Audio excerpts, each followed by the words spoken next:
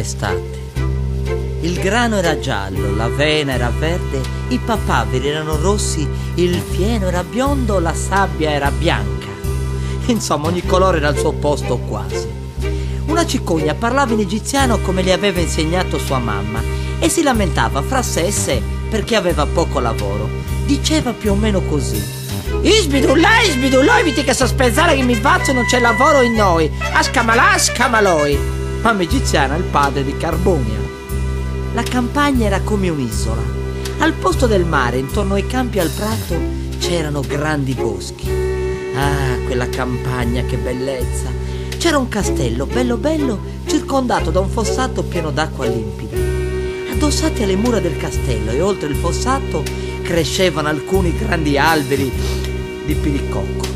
E proprio là, sotto le fronde delle piante, mamma Anatra covava le sue uova ormai pronte alla schiusa. Un giorno che faceva ancora più caldo del solito, ecco che le uova cominciarono ad aprirsi. Avete mai visto delle uova schiudersi? Appena misero la testina fuori dal guscio e videro tutte quelle foglie verdi, gli anatroccolini rimasero a becco aperto. Asbio, avete cuburo, che bello, troppo rogu. La mamma lasciò che guardassero perché il verde fa bene agli occhi. Avete mai visto un bue con gli occhiali? No, e allora fa bene. Subito gli anatrini diedero la loro opinione. Piu, piu, piu, piu, piu, piu. Che vuol dire com'è grande il mondo, ma mano, che grande. Erano tutti eccitati, ma la mamma li eccitò ancora di più. Oh, vi cioccheddo su? Credete che il mondo sia tutto qui? Credete che sia così piccolo? Il mondo a mamma è enorme! Arriva fino all'altra parte del giardino, sino ai terreni del parroco! Vogliamo andare dal parroco? Dai mamma, ci porti dal parroco, dai mamma, andiamo, dai!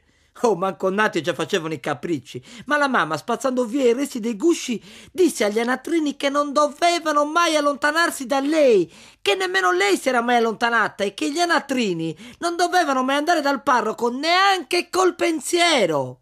E girando la testa dall'altra parte si accorse dell'ultimo uovo che non si era schiuso come gli altri, forse perché era molto grosso. Ricominciò pazientemente a covarlo e nel frattempo si lamentava murrungiando.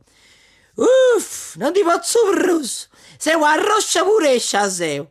Comare Rosina, visto che belli anatroccolini, tutto da me hanno preso, dal padre, questo disgraziato che oggi non si è fatto neanche vedere. Mandrone imbriagone, ma girorre, vero? Ma già torna però. Comare Rosina, una vecchia anatra, guardò bene quello strano uovo. Oh, comare, ma non sarà un uovo di tacchina? Per me di tacchina, la sa di inguno, lascialo lì, la padrona ci farà una frittata. Mamma Anatra però decise di covarlo ancora un po' e finalmente l'uovo si ruppe. Gli occhi di mamma Anatra videro uscirne fuori un affare grande e grosso e veramente brutto. Questa cosa legge tai, può carinare per una con che è morto, t'ha dato che cosa brutta, per carità, no, fammelo vedere perché una cosa legge, t'ha dato che cosa brutta.